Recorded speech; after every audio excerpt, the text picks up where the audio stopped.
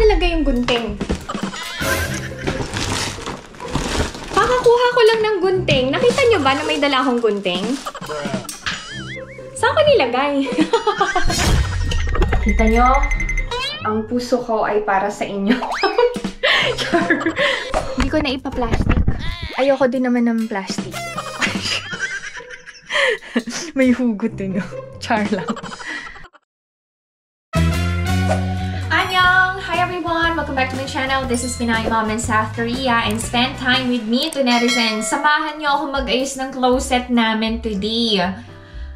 Spring season pero alam niyo, summer feels kasi pumapalo na ng 30 to 32 degrees ang temperature dito sa South Korea.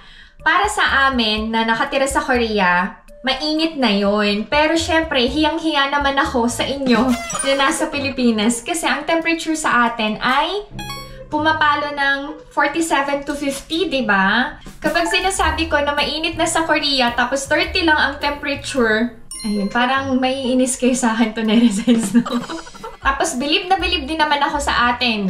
Saan? Sa Pilipinas, ang mga Pilipino na enjoy pa ang mainit na kape kahit ang init-init na ng panahon, diba?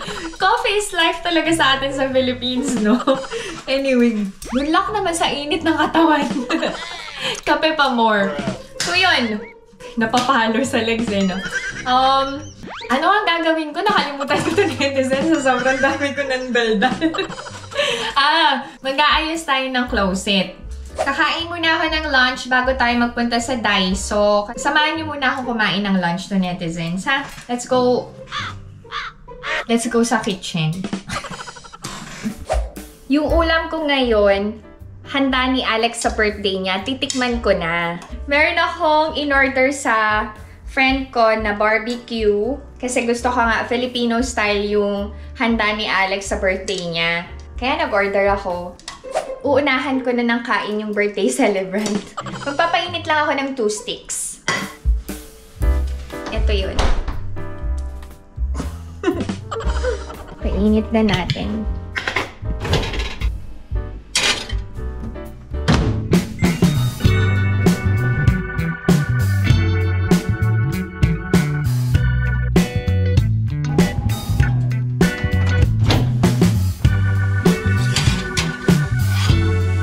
Sandok na tayo ng kanin. Dito na din. Ang OA ng kanin. Tapos, may suka na din yan. Juice. Kain tayo to netizens.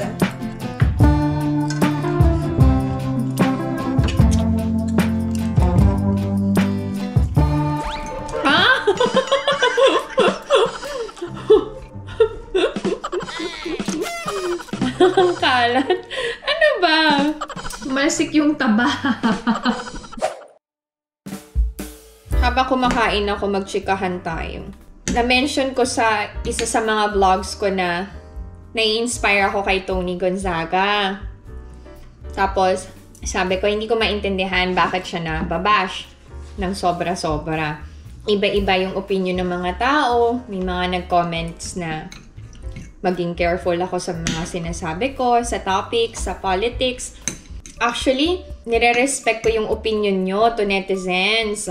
Tapos, ako naman, si Tony Gonzaga, nakikita ko yung mga positive things about her, kaya ako nai-inspire.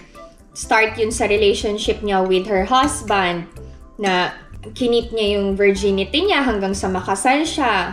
Tapos, paano siya as an older sister kay Alex Gonzaga.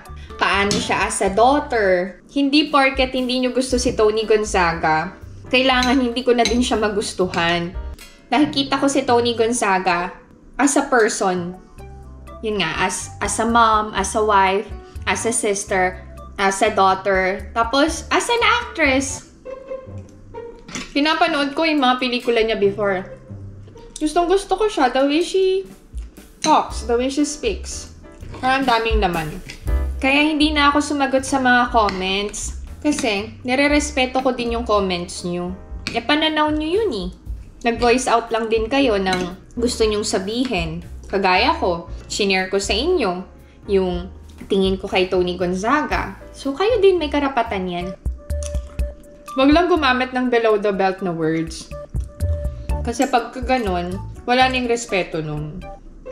Cheers! Maglalakad lang ako papuntang Daiso. Punta tayo ng Daiso to netizens ha. Magligpit lang ako. Samahan niyo na ako ha. Saan na kayo?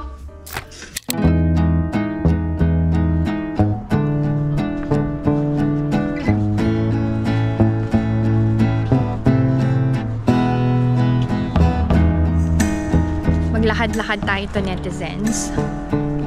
I'm wearing chapsal from Gentle Monster. Hindi bagay ito kapag nakalugay ang buhok. Nakalimutan ko magtali ng buhok. Carry na. Kahit hindi bagay sa akin gagamitin ko, binili ko eh. Sayang. Bala kayo dyan.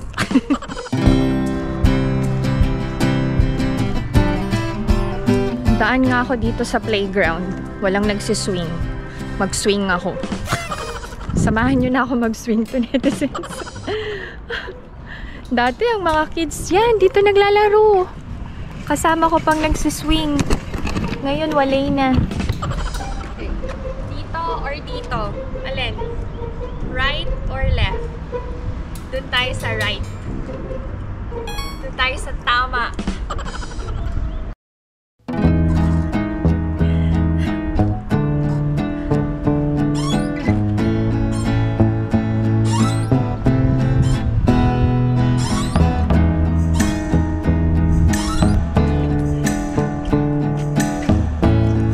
Okay, tapos backshot naman.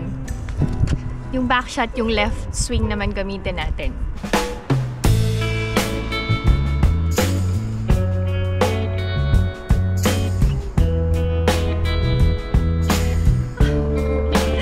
Okay, na-miss kong mag-swing-swing ah. Let's go. Meron akong shopping bag from Daiso para hindi ko na kailangan bumili. Nakakamiss din kasi ang mga kids hindi na nakikipaglaro with me. Nag-enjoy na sila together with their friends. Maganda dito sa Korea, nagpo-put up sila ng ganitong umbrella para may shade yung mga maghihintay sa pagtawid. Very Ajuma ba? Ajuma naman ang PMSK nyo eh.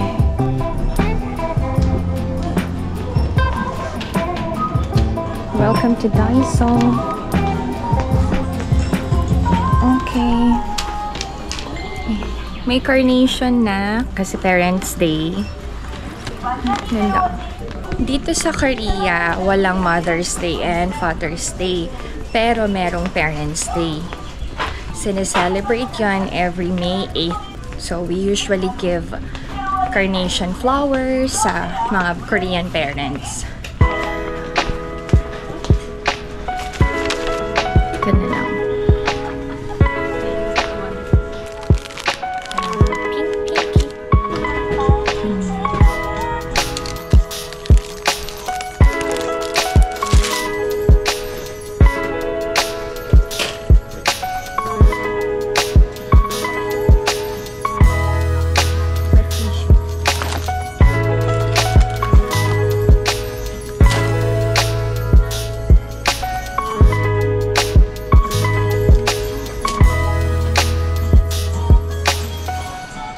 Kailangan ko din bumili ng pang brush for toilet. Ito na lang bilhin ko. I have to buy for me, Ina and Ejun's clothes. Bili ako ng 10. Pag may natira, pwede ko naman magamit. Tama ba? 2. Hindi marunong magbilangin. 2. 4, 6, 8, 10. Tama! Tama naman. Alam niyo ba maganda dito? May pang-cover ng electric fan.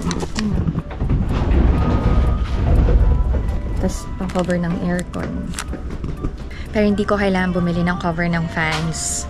Kasi nga, kailangan na din namin mag-fan. Mainit.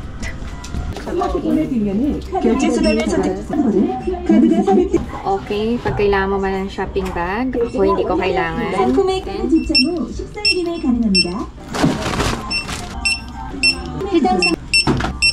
드릴 감사합니다. 고객님, 놓고 가신 물건이 없는지. Done! Madami pa akong gagawin sa bahay kasi yung damitan naming mag-iina yung aayusin ko. Yung kay Alex kasi naayos ko na last week. Tsaka wala masyadong gamit and damit si Alex. So, yun yung inuna ko. See you at home to netizens!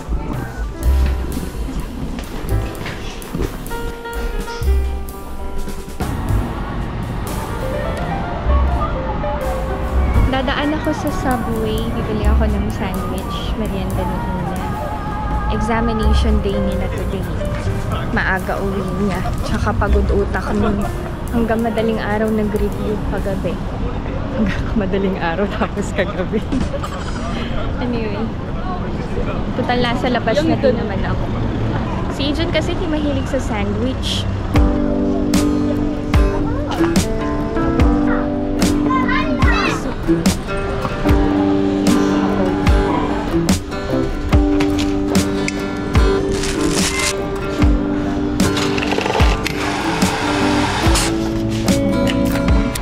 Ganda dito sa Korea, naghahang sila ng mga halaman para maganda yung lalakaran. Nina is there. You say hi. 안녕. How was your exam? 그냥 잘 봤어. Great job. Math exam niya, isa lang mali. Very good. Great job, baby! Kamustahin natin si Ijun mamaya. Tanggalin na natin yung mga tags. Asan ko nilagay yung gunting? Kakakuha ko lang ng gunting. Nakita nyo ba na may dala akong gunting? Saan ko nilagay? Natakpan ng bag. Ano ba? Napaka makakalimutin. Parang ayoko nang mag-39 kasi isang taon na lang, 40 na ako. Baka talagang maging makakalimutin na ako. Huwag naman sana. Alam niyo ba? Kontento naman ako sa itsura ko. Kaya lang, may times na pumapasok sa isip ko kung magpatangos kaya ako ng ilong. Yung konting tangos pa. Although hindi ko naman naiisip na pango ako. Meron naman. May kinakapitan yung sunglasses.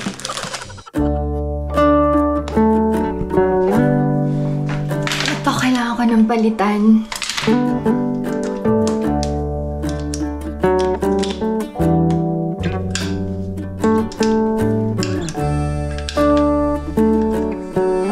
Ito rin.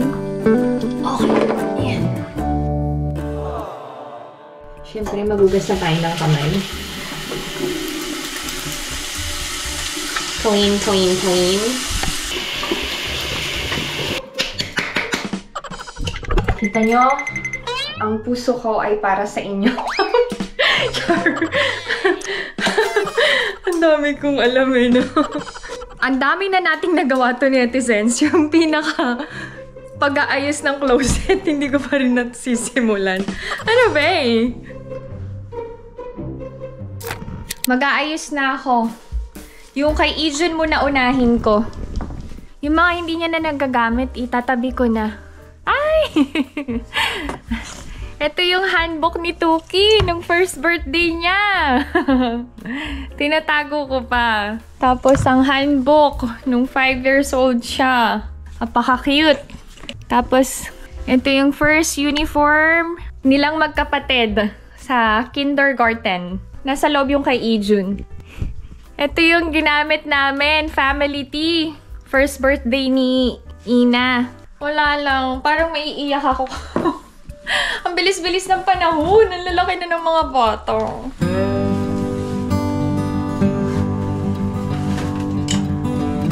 Ito mga napagliitan niya, isa-separate ko. Tapos yung mga itatapon na, naka-separate din.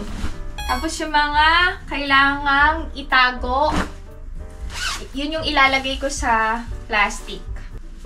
Parang kasya to sa akin. Medyo bitin.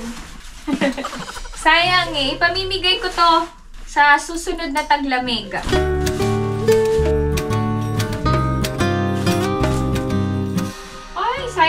damit ni Tuki, branded. Benta ko kaya, no? Ito yung mga napagliitan niya eh. Ano pang isasabit ko? Hindi ko alam yung isasabit ko. Mga jacket niya na lang muna. Sana pala hindi ko na tinanggal sa hangin. Pagod din kaya yung 4 seasons. Siyempre maganda kasi may spring, autumn, and winter, the summer. So we get to experience yung pagpapalit-palit ng panahon. Pero siyempre hindi lang naman puro maganda yun.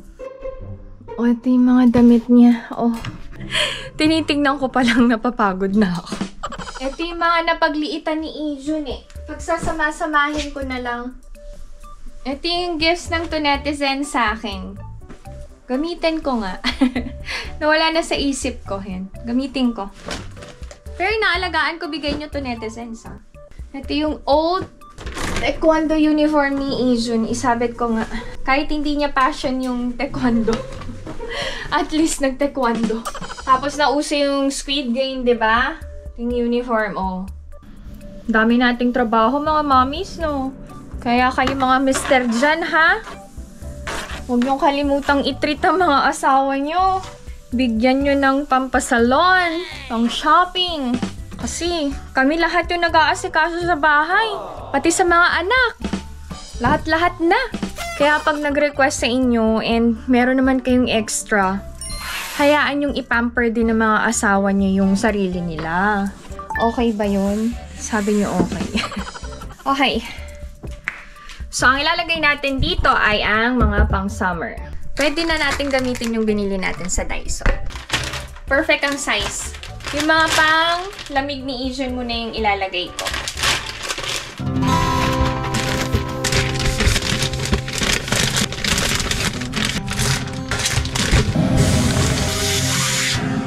Okay. So, ito na siya. Tapos ito, sa taas ko na ilalagay. Lahat ng na-vacuum ko. Mga jeans.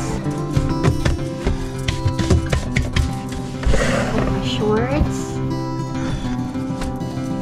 Okay, mga training set. Pagsasama-samahin ko yung mga medyo alanganin na yung size. Kasi si Ijun ay tumangkad nga. Ang daming polo shirts ni Ijun from Tommy. Ito yun. Kasi favorite brand ko ang Tommy. So mostly ng damit ni Ijun ay from Tommy. Tommy Hilfiger, baka naman.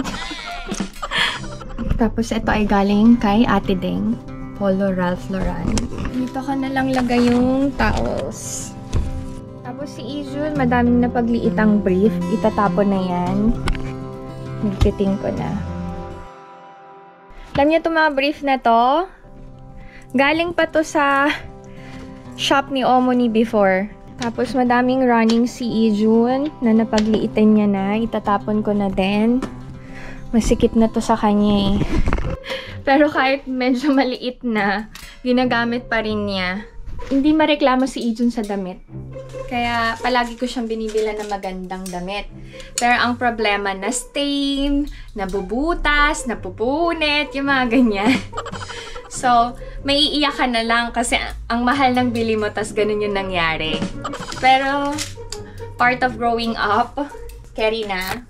Tapos, ito, mga warmer to, pag winter, ginagamit ni Ijun. Ang mga bata, tamad magsuot ng warmers unless sobrang lamig na.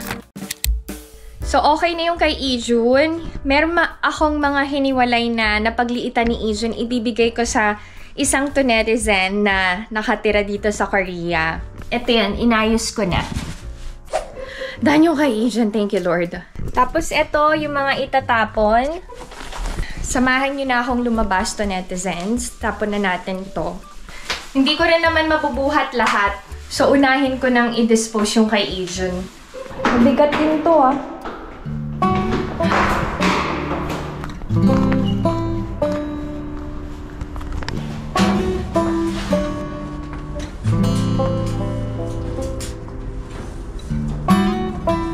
I-tour ko kayo sa recycle house. So, ito yung area for recycling materials. Vinyl, can, plastic. Ito yung clear plastic. Tapos, dito rin yung mga bote. Tapos, dito rin yung mga ice pack. Check na, ayan. Dito siya itinatapon. Tapos, ito yung mga bumbilya. Fluorescent. Dito pa. Tapos, dito yung mga battery. Diyan. Ito yung mga second-hand clothes. Curtain, carpet. Yan. Tapos, dito yung basurahan. Ay, empty. Early in the morning, pick up everyday ang basura namin. Tapos, ito yung para sa food waste. Meron kaming ginagamit na card. Open, close. May faucet. Para pwedeng maghugas ng kamay after magtapon ng basura. For cleanliness, ganyan. Pero, binabalot nila to kapag winter para maiwasan yung pag-yelo ng tubo. Tapos, dito yung lagayan or tapunan ng vinyl na pinaglagyan ng food waste. Yan yun. Ganyan ang itsura. May CCTV there. So, hindi lang iisa ang recycle house. Different areas. Meron din dun sa kabila. Meron din dun. Tsaka, doon. Yan. So, every corner merong recycle house. Ang ganda ng puno na to. Yan. Pakita ko sa inyo. Dito tayo sa mas malapit. Mas mababa. Ang ganda ng combination ng white and green.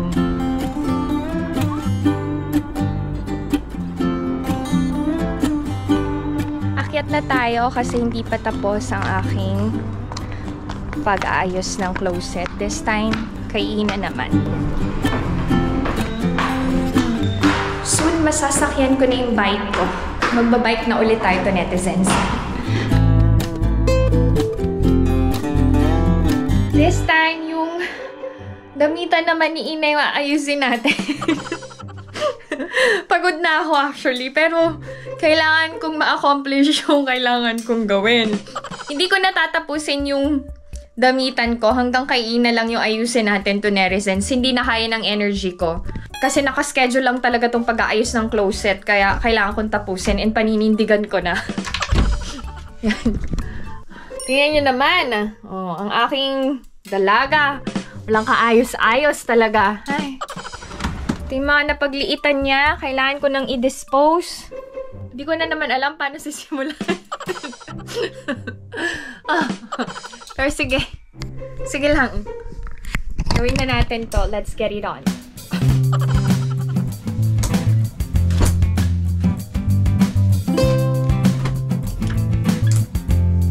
Yung kanina pala uniform lang ni Ijun. Ito pala yung uniform ni Ina nung kinder siya. Ay, Diyos ko. Napaka-cute-cute ni Ina nun. Tapos, ito yung first coat na bigay ng lola niya, si Omoni. Pagpasok niya, ito yung set. Hindi ko tinatapon. Tapos, ito yung handbook niya nung kinder siya. Yung handbook niya kasi nung first birthday niya, hindi namin binili, ni-rent lang namin yon. Package na dun sa venue. So, yan. Binili to ni Omoni. Papalitan ko lang ng hanger to. Para pare-pareho yung hanger na magagamit. Ayaw gamitin ni Ina to. Complicated daw. Dami daw sinusuot. Etong mga to ipapamigay ko. Ito yung mga nandito. Mga napagliitan niya to. Tinatago ko kasi baka magamit ng mga pamangkin ko kapag nagpunta dito. Ito yung mga medals ni Ina. Sana pwedeng ibenta. Yung mga hindi na ginagamit ni Ina, itatabi ko na. Mga taekwondo uniforms niya. Ito yun. May pang swimming pa pala siya dito. Dito yung mga belts ni Ina. Tinatago ko. Pagsamahin ko na din dito yung mga medals niya. Hot din niya to eh. Ginamit niya to sa Philippines nung umuwi kami. Nangihinayang akong itapon yung uniform niya ng taekwondo. Kaya itatago ko na lang muna. Mga uniforms niya na hindi niya ginagamit ay guya ang aking daughter talaga. Complete set to eh. Etong pants na to, sumakit ang dibdib ko, sumakit ang bewang ko. Charot. Sexom. Ano daw? Okay. Etong pants na to, kabago-bago lang, na-stain ni Ina. Tapos, tingnan nyo naman nangyari, oh. Natastas. Eh si Ina, kapag may mancha-mancha, hindi niya talaga gagamitin. Tapos ang plain ng color na gusto ni Ina. Unahin ko munang iligpit yung pang-winter. Samahan nyo na ako. May nagtanong pala kung may mga nagpapa-brace din ba na mga Koreans dito sa Korea? Oo naman. Grabe kung alam nyo lang ang presyo ng brace. Sobra. Ako nga eh, regular kasi ako nagpapa-dentist. Tapos gusto kong ma-experience yung magpa-brace ba? Kasi afford ko naman. Kasi pangit yung lower teeth ko eh. May crook. Tapos, yan, nagpa-dentist nga. Sinabi nung dentist, maghintay na lang ako. Kasi may edad na ako. So, magpa-implant na lang daw ako kapag nagka-edad na ako. Kasi okay pa naman daw yung ngipin ko. Crook lang talaga. Sayang din daw kasi ang pera. Okay din yung dentist ha, kasi hindi niya naisip na kumita lang ng pera. Niisip niya din yung pasyente niya. So yun, sabi niya sa susunod na lang daw, magpa-implant na lang ako. So parang mas mahal kasi yung implant eh. 1 million isang ngipin. Tapos anong tinanong ko magkano aabutin pag nagpa-brace ako, sabi niya around 4 million won. So hindi na ako nagpa-brace. Okay. Wala masyadong damit si Ina. Kasi mapili siya talaga sa damit. Kahit paulit-ulit, basta gusto niya yung damit. She doesn't care. Sa likod yung mga pang-winter. Hindi ko na ipa-plastic. Ayoko din naman ng plastic. May hugot din, no? Char lang. O, tingnan yung kulay ng damit ni Ina, ha? Yan. Black, white. Ito parang gray. Cream. Tapos ito, binili ko yan sa Uniqlo. Bago lang to eh. Ayaw din niya. Hindi niya ginagamit. Sporty-sporty ang style ni Ina.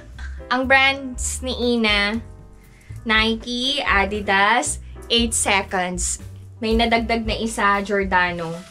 Pag nag-outlet kami, yan palagi binibisita naming stores.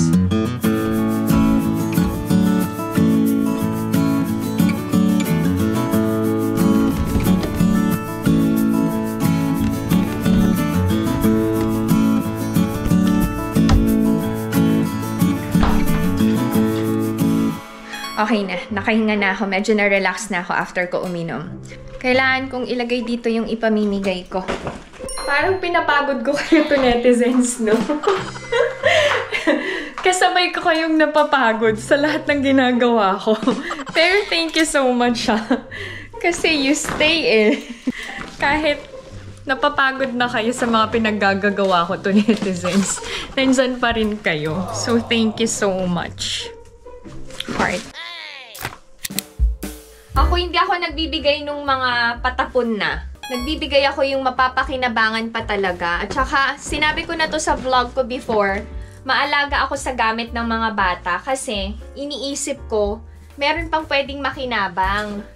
Etong coat na to, gandang-ganda ko kaya binili ko for Ina. Tapos hindi niya feel gamitin. Hindi kasi girly-girly ang Ina natin. Nung baby si Ina, anong palayaw niya? Ina Pongpong. Pongpong siya. Si Ijun, di ba, Tuki? Si Ina Pongpong yun. Ito din, gandang-ganda ako. Kaya binili ko si Ina. Tapos, pagkabili, parang ilang beses niya lang nagamit. Ayaw niya na daw ng pink. Okay, fine. Yung Yung mga nag-change na ng color, hindi ko na ibibigay. Done. Ipapadala ko to. Lalabas ulit tayo para itapon naman yung mga gamit ni Ina. Para makalabas din ako. Ay! Thank you, Lord. Pagod na ba ako? Yes, pagod na ako.